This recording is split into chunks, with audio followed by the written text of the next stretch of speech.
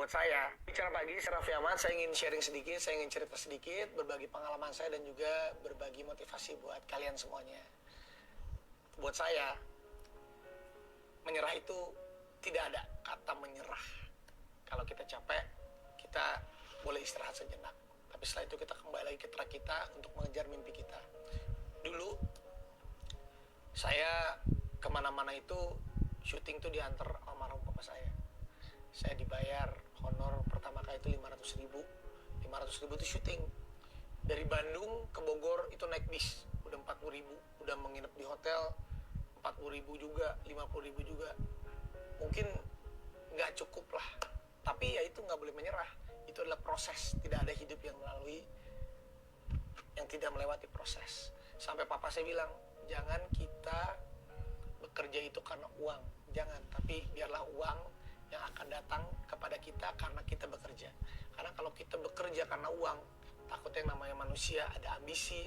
Ambisi boleh, tetapi jangan berbentuk ambisi yang terlalu, tapi jadikan itu menjadi motivasi kita. Dan juga biarlah kita naik itu step by step. Kayak saya dulu nggak pernah menyangka saya punya mobil Lamborghini, punya rumah, nggak ada. Semuanya saya jalani dengan setapak.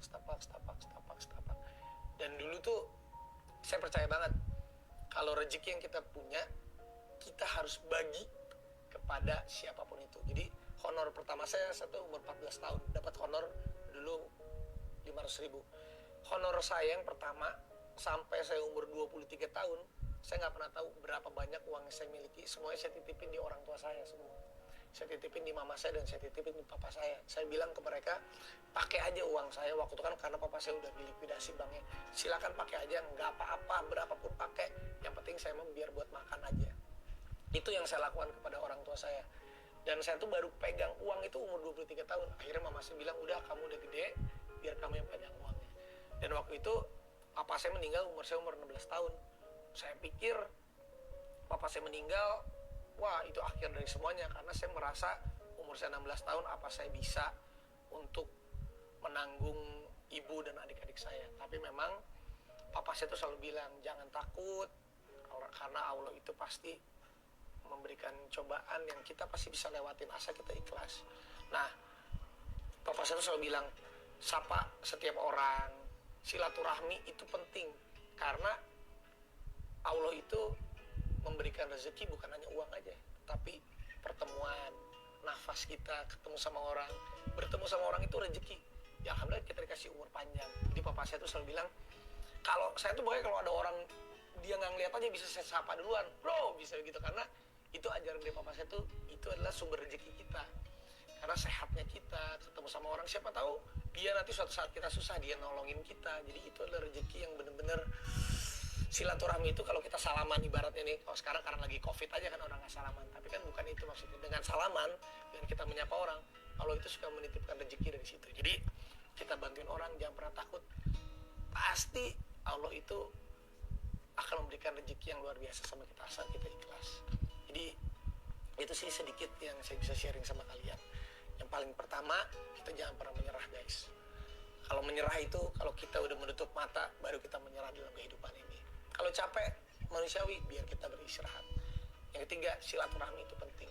Sangat penting sekali. Membantu orang, sedekah, berbagi, itu sangat penting. Jangan pernah takut uang kita atau tenaga kita habis untuk membantu orang lain. Jadi intinya, bersyukur sih. Itu paling penting. Karena kadang kita suka lupa gitu. Bersyukur, saya setiap, percaya nggak percaya, saya setiap mau tidur tuh, saya tuh kan orangnya nggak bisa langsung tidur. Pasti 5 menit 10 menit itu suka bicara sama diri sendiri. Refleksinya saya juga selalu begitu nih. Jadi kadang saya suka terima kasih itu ngucapin, saya sebelum tidur suka ngucapin terima kasih sama apa yang saya lalui dengan hari ini. Contohnya, saya juga suka kadang tuh kita suka lupa loh sama tangan kita, sama organ-organ kita tuh.